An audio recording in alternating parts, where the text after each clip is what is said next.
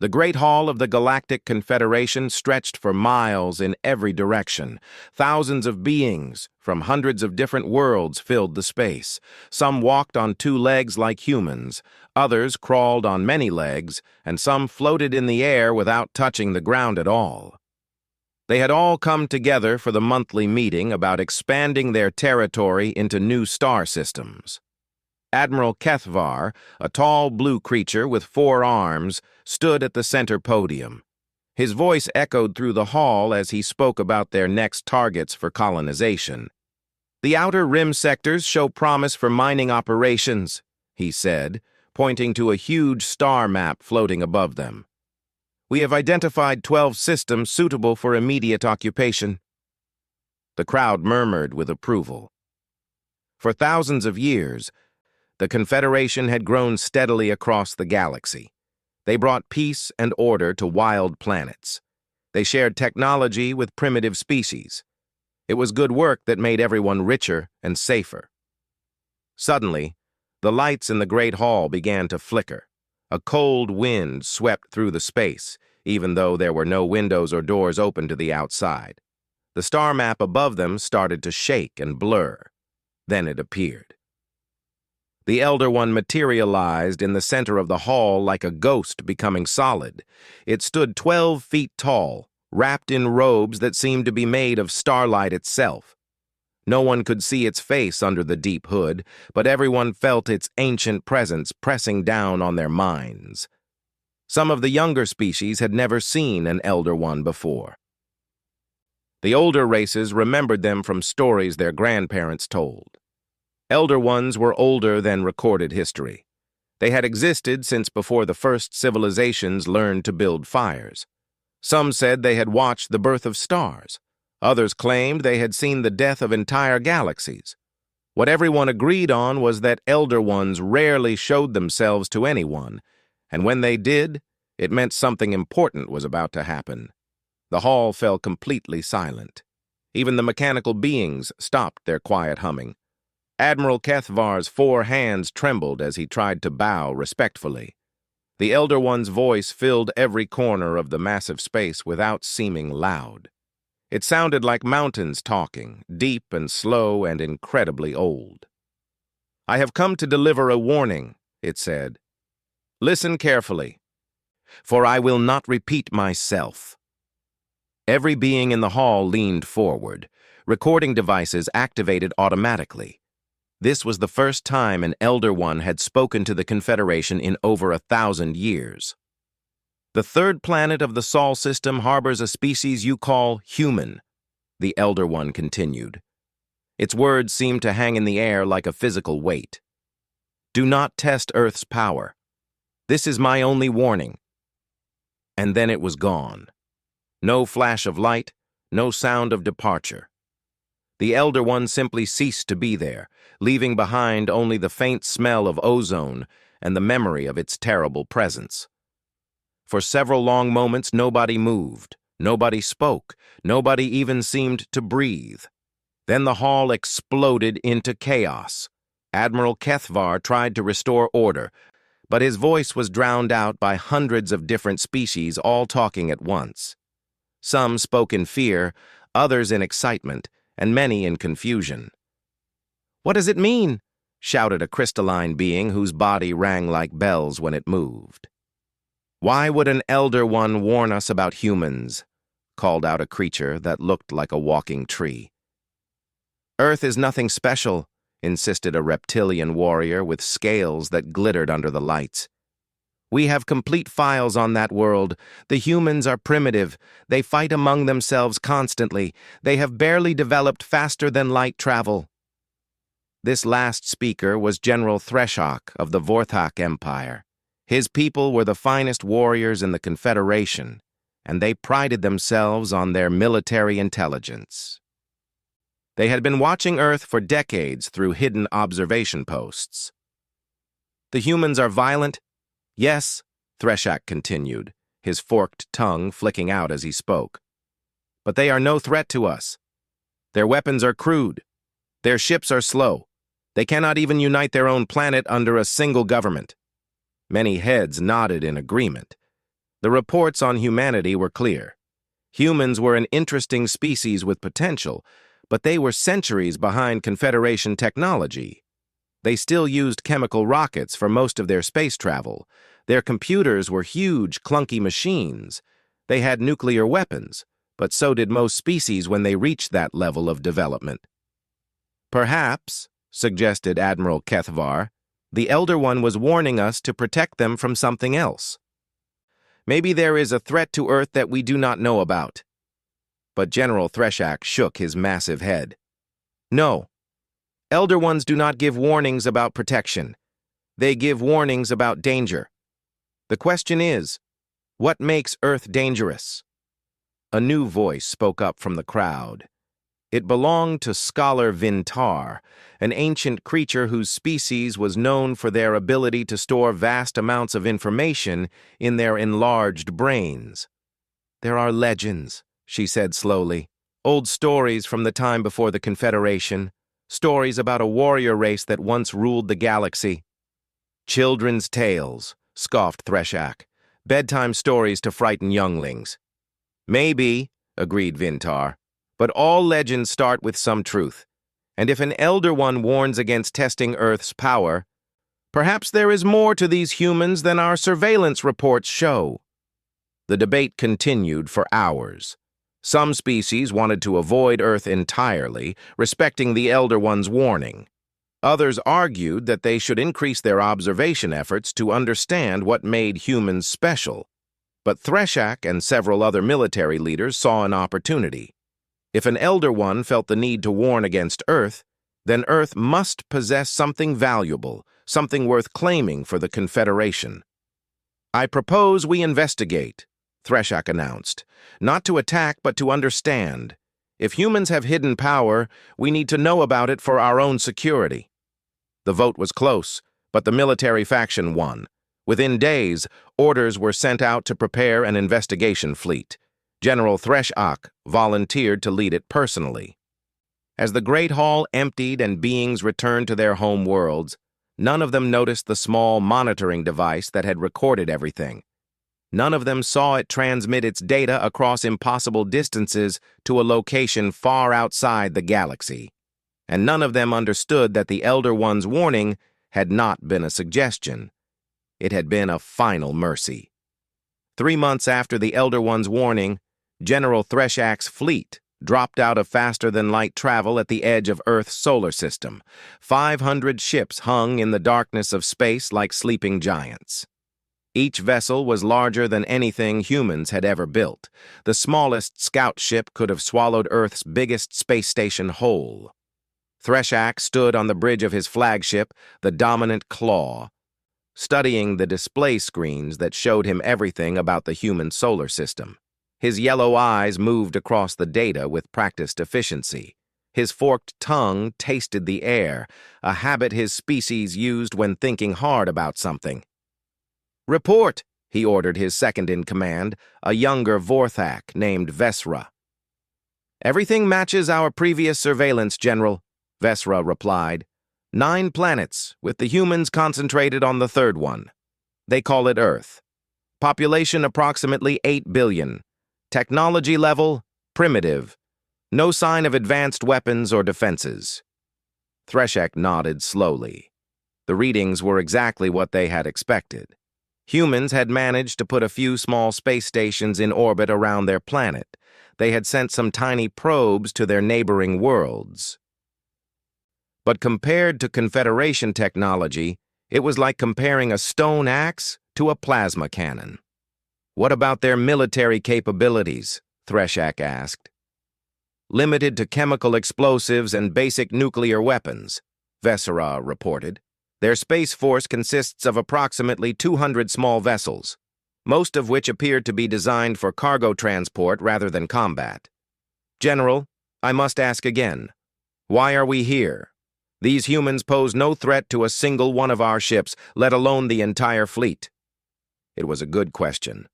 Threshak had been asking himself the same thing during the long journey to Earth.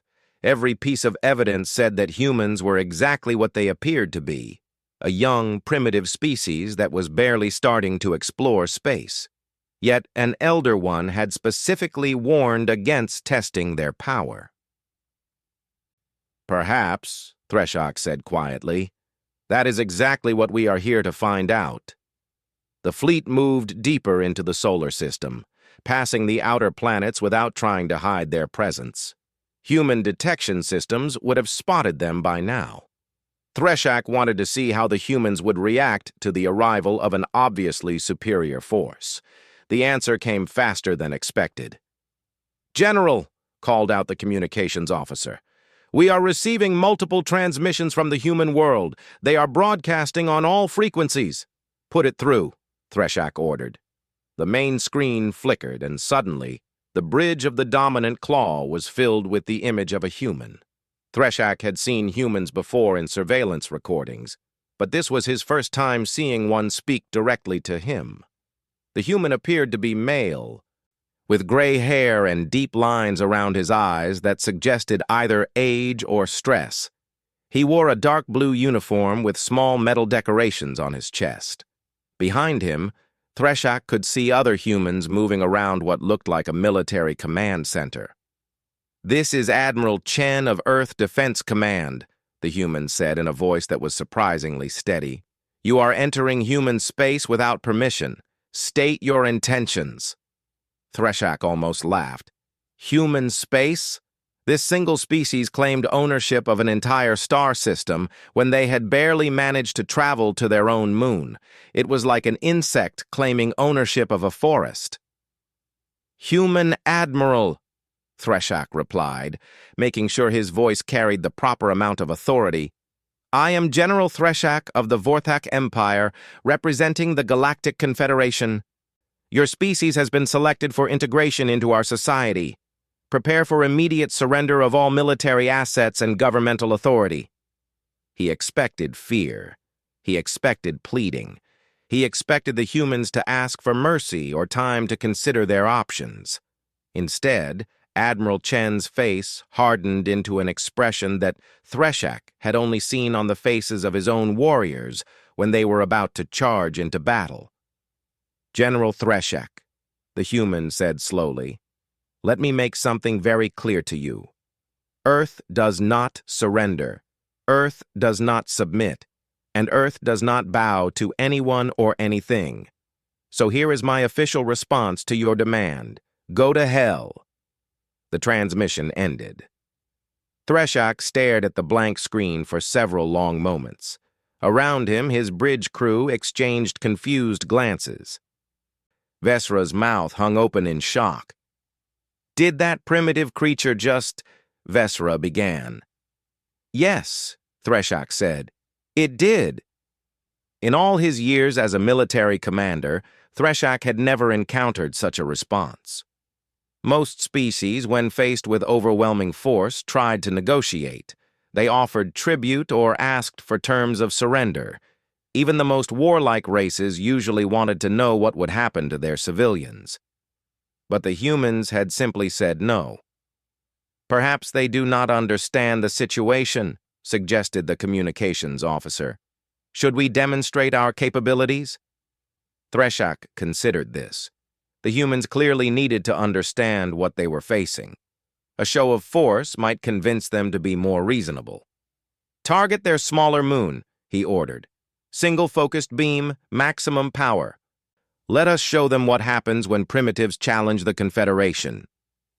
The weapon systems of the dominant claw charged with a sound like thunder being born. A beam of pure energy, hotter than the surface of a star, reached out from the flagship and touched the surface of Earth's smaller moon. The moon simply ceased to exist.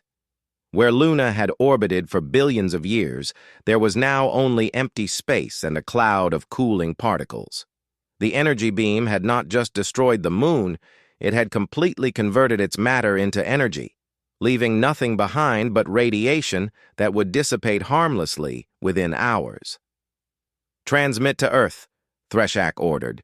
"Inform them that this is what happens to those who defy the Confederation. Tell them they have 1 hour to surrender unconditionally." But when the response came from Earth, it was not what anyone expected. Instead of surrender, every human military frequency came alive with activity. Orders flew between command centers. Ships that had been scattered across the solar system began moving toward Earth with desperate speed. Most surprising of all, every human government on the planet began broadcasting the same message. All differences between nations were temporarily suspended. Humanity was now united under a single war council. "This is impossible," Vesra whispered. "Our intelligence reports said they could never unite. They have been fighting among themselves for their entire recorded history."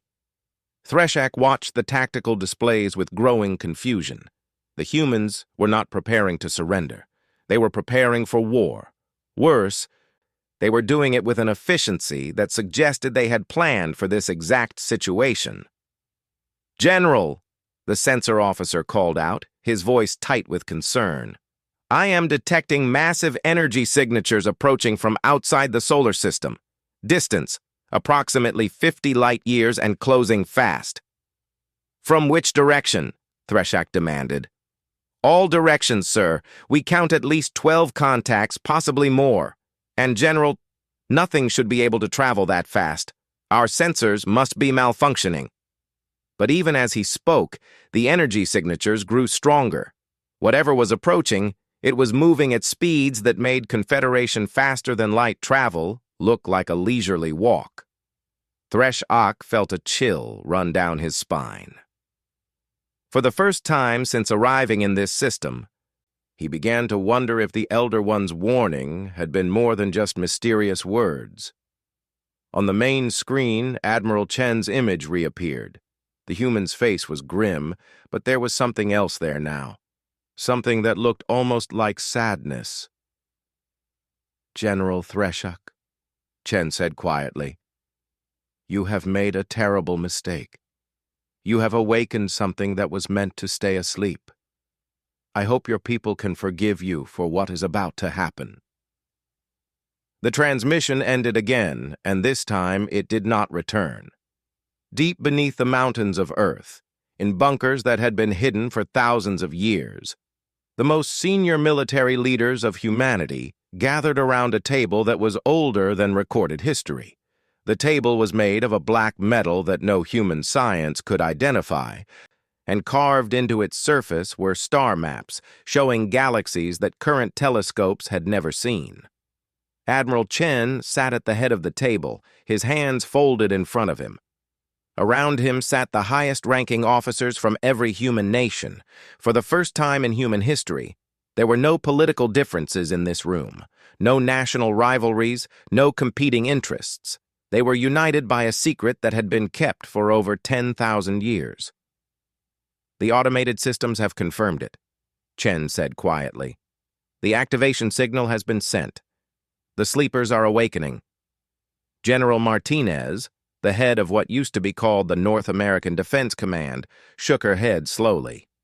"I still cannot believe this is real. Even after seeing the proof, even after reading the archives, it seems like science fiction." "The archives do not lie," replied General Petrov from the former Russian Federation. His voice was heavy with the weight of what he had learned. "Our ancestors left very detailed records. They wanted us to understand what we truly are when the time came." Chen stood up and walked to the wall, where a massive screen showed the approaching energy signatures that the Vorthak fleet had detected. Each signature was larger than anything currently in Earth's solar system, and they were moving at speeds that broke every known law of physics. "For those who still have doubts," Chen said, "let me explain what our ancestors told us about ourselves." He pressed a control, and the screen changed to show an image that looked like a human, but was clearly something more. The figure was tall and graceful, with eyes that held the wisdom of ages and hands that seemed to glow with inner power. 10,000 years ago, humanity was not the primitive species that the galaxy sees today. We were the Terran Dominion, and we ruled not just our own galaxy, but several others beyond it. We had technology that could reshape reality itself. We could travel not just faster than light, but outside of time completely. We built weapons that could destroy entire star systems with a thought. General Kim from the former Korean peninsula raised her hand. But if we were so powerful, what happened? Why did we forget everything? Chen's expression grew darker. Because we fought a war that lasted for millions of years. A war against something that should not exist.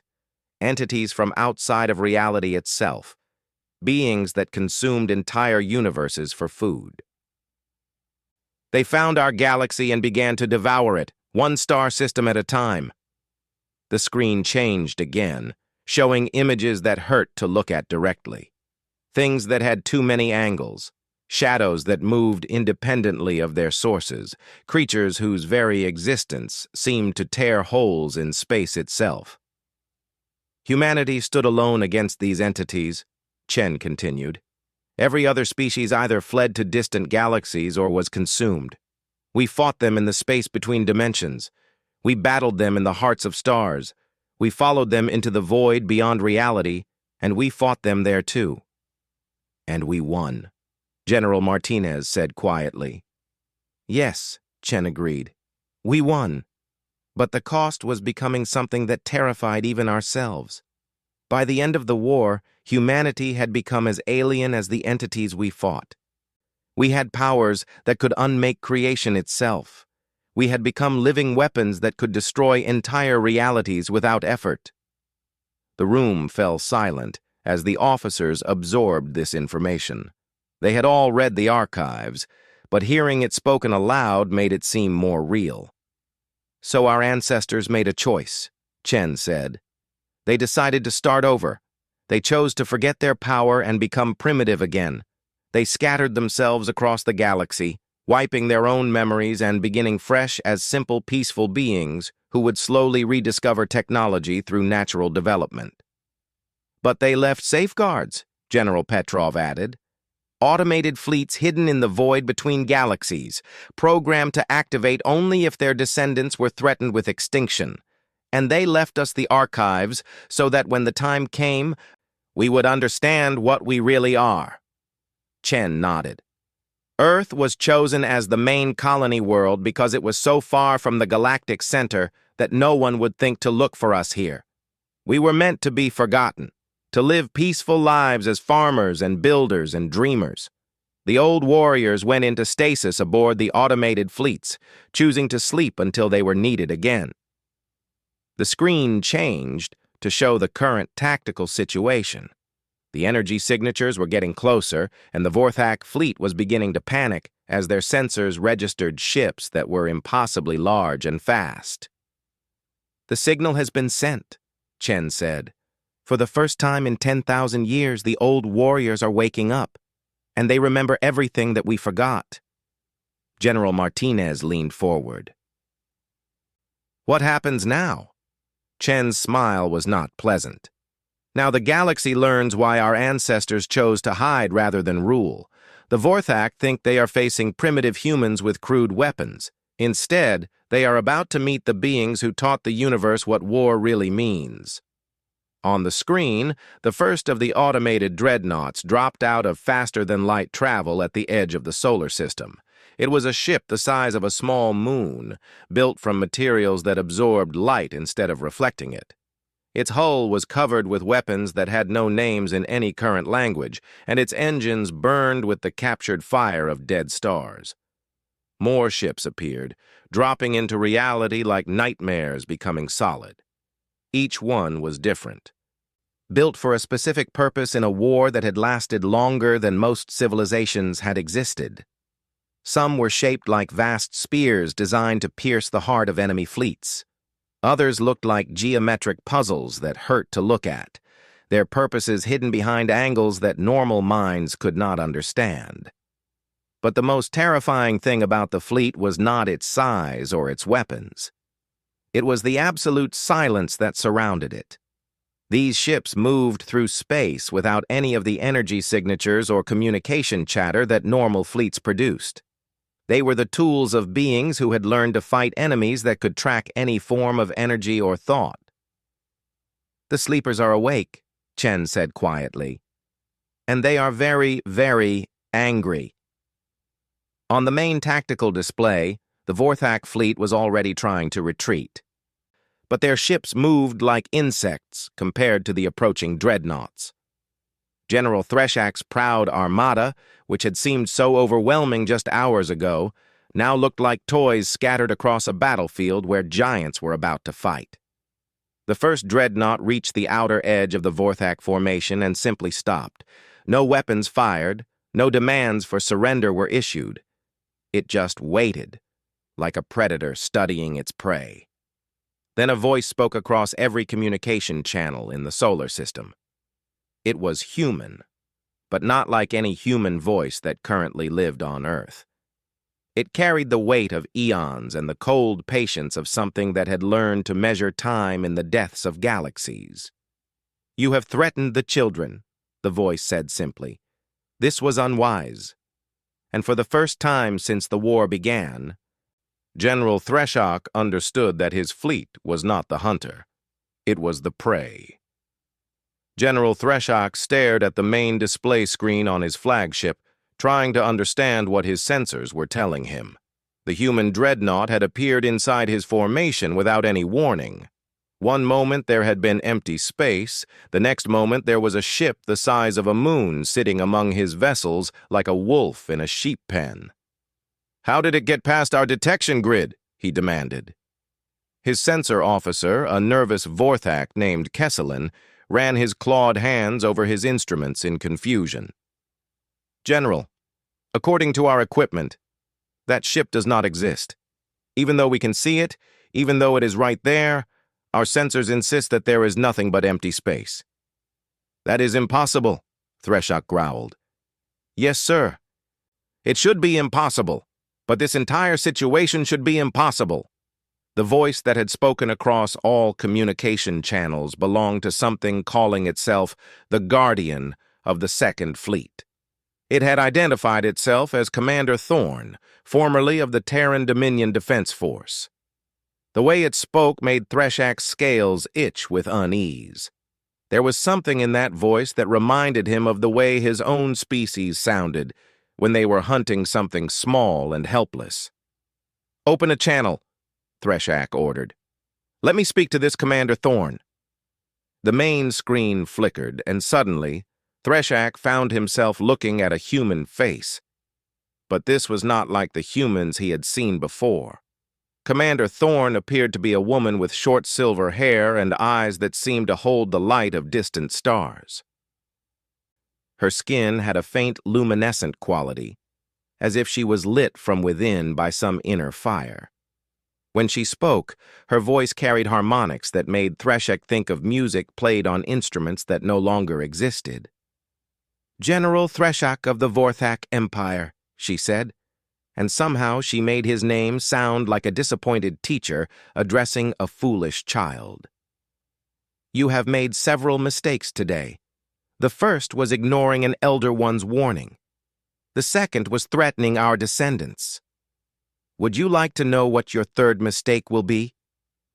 Threshak straightened to his full height, determined not to be intimidated by a single enemy ship, no matter how strange it was. "Human, you are outnumbered 500 to 1. Your vessel is impressive, but it is still just one ship against an entire fleet. I suggest you withdraw now, before this situation becomes unpleasant." Commander Thorn's smile was not reassuring. "Oh, General, you still do not understand what you are facing. This is not one ship against 500. This is one ship giving 500 ships a chance to surrender before the other 11 fleets arrive." As if summoned by her words, space around the Vorthak formation began to shimmer. More dreadnoughts dropped out of faster-than-light travel, each one appearing in a different location among Threshak's ships.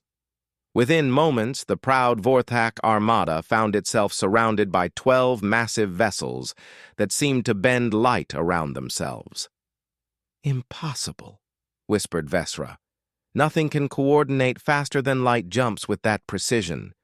The calculations alone would take years." "The calculations are easy when you have been doing them for millions of years," Commander Thorne said, apparently able to hear everything said on the Vorthak bridge.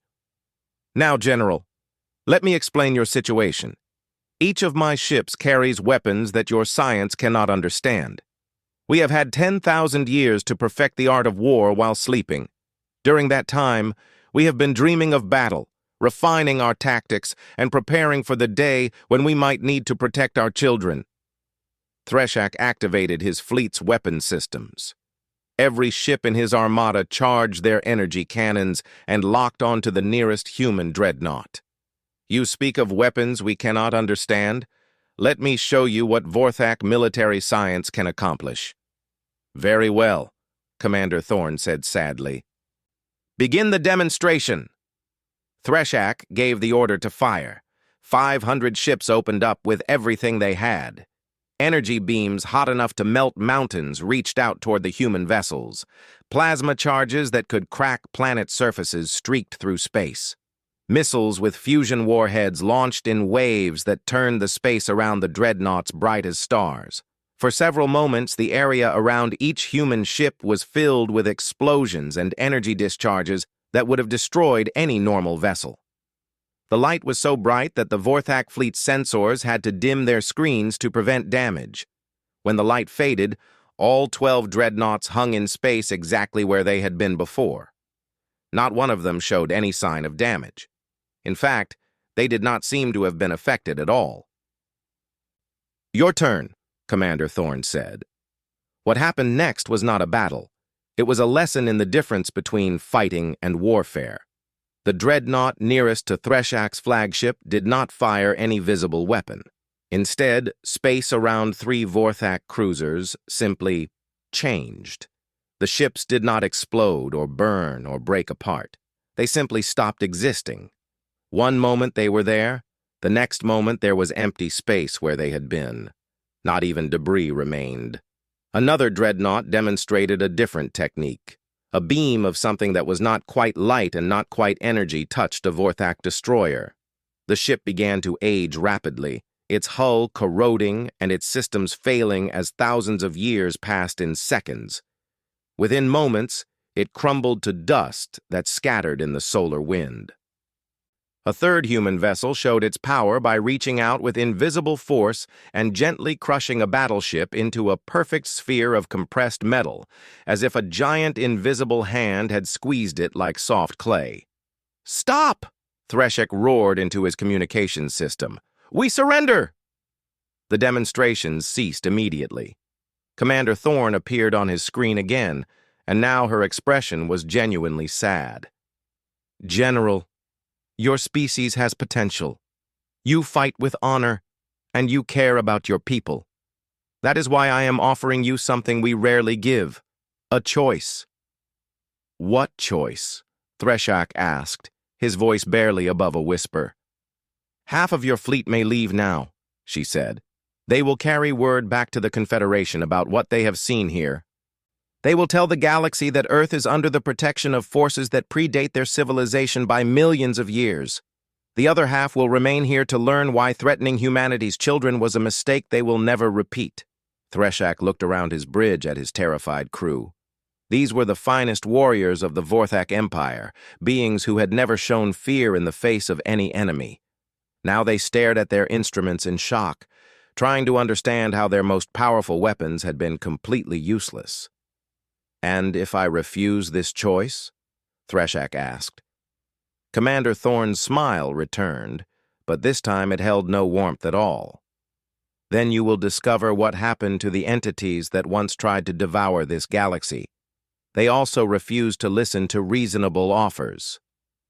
Through his tactical displays, Threshak could see his fleet commanders frantically sending him messages. Some begged him to accept the offer, others wanted to fight to the death rather than face the shame of retreat. A few simply asked for permission to surrender individually. "How long do I have to decide?" he asked.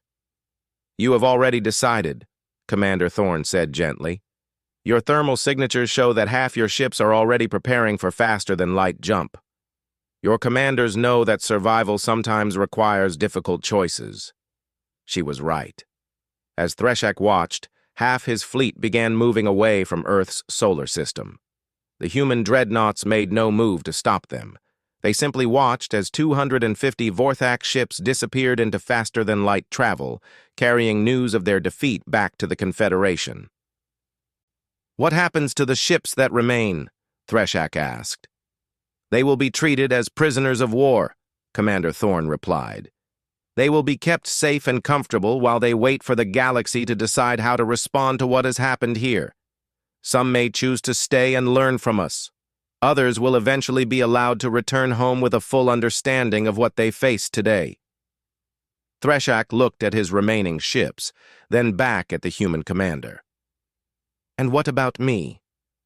"You, General, have the honor of being the first enemy commander to face awakened humanity and survive the experience. That makes you historically significant.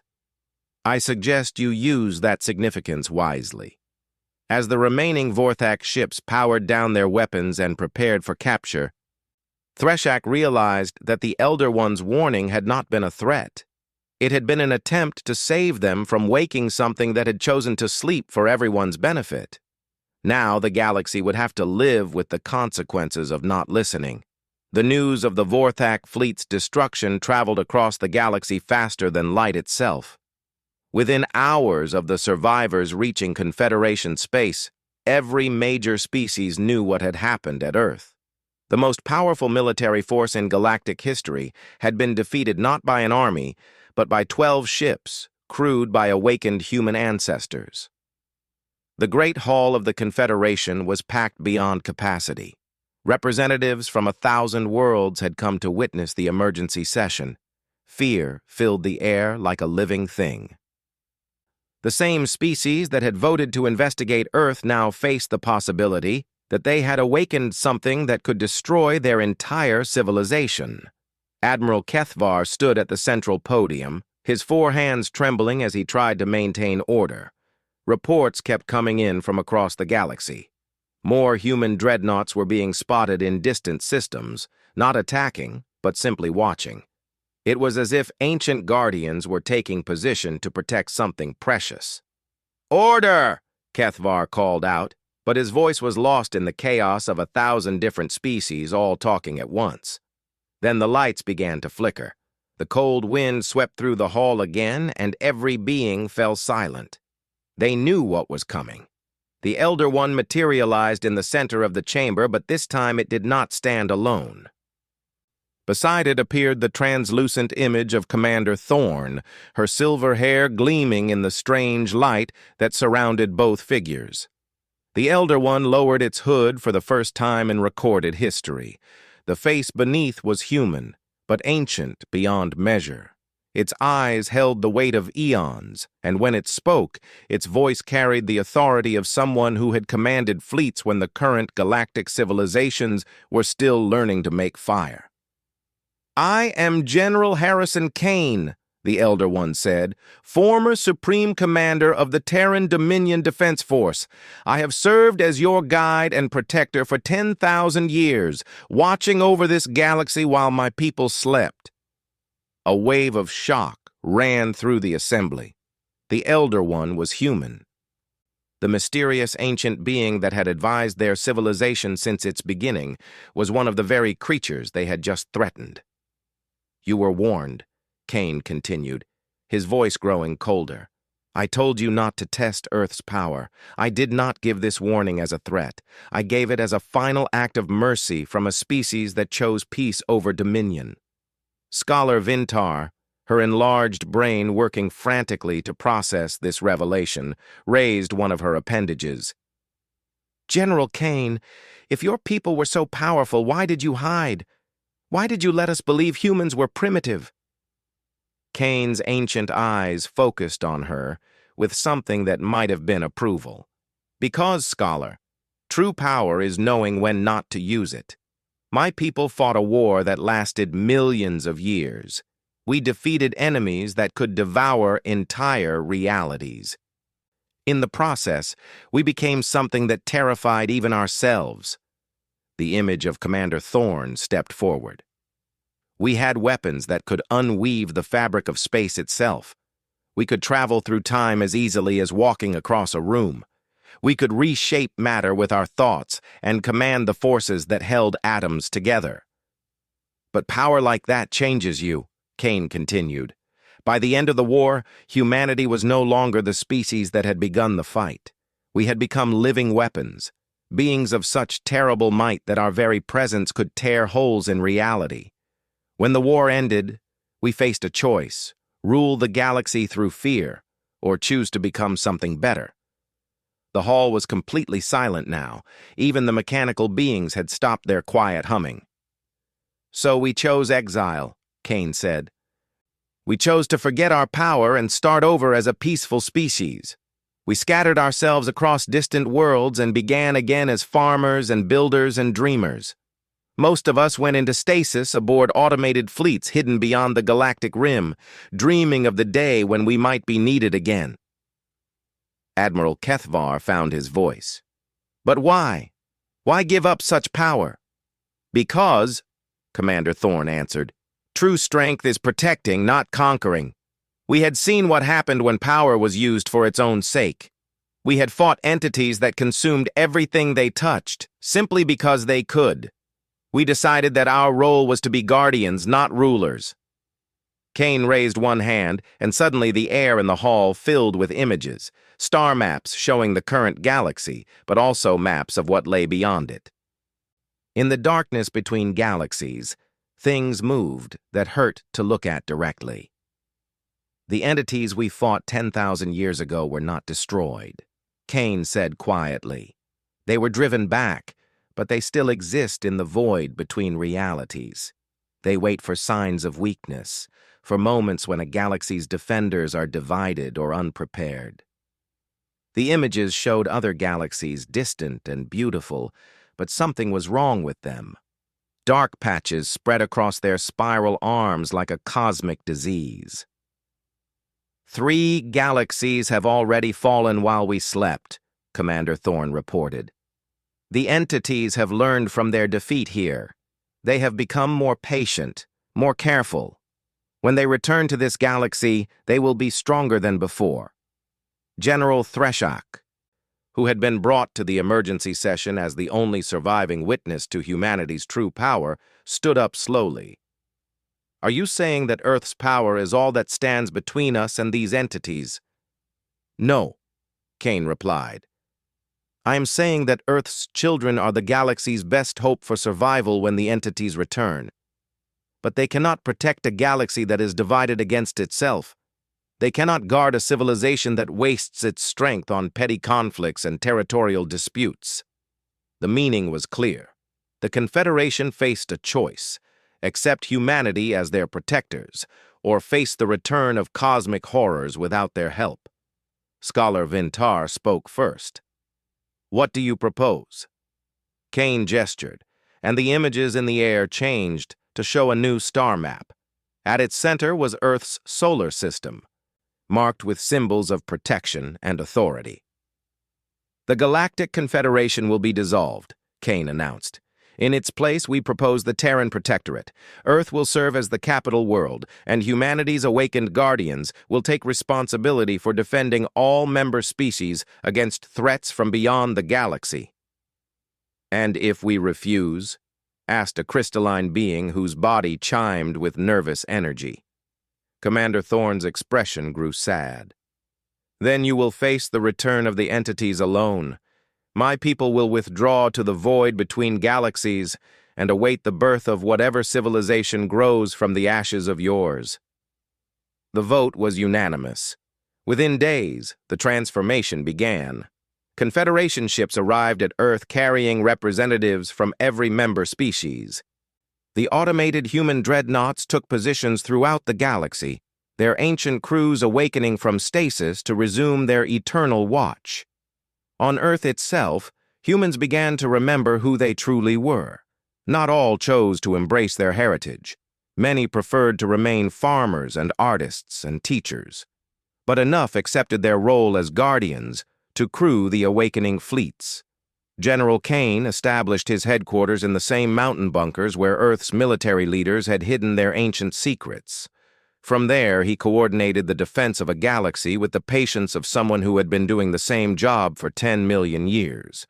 And in the deepest vaults beneath those bunkers, behind locks that could only be opened by beings who remembered the old wars, sealed archives waited.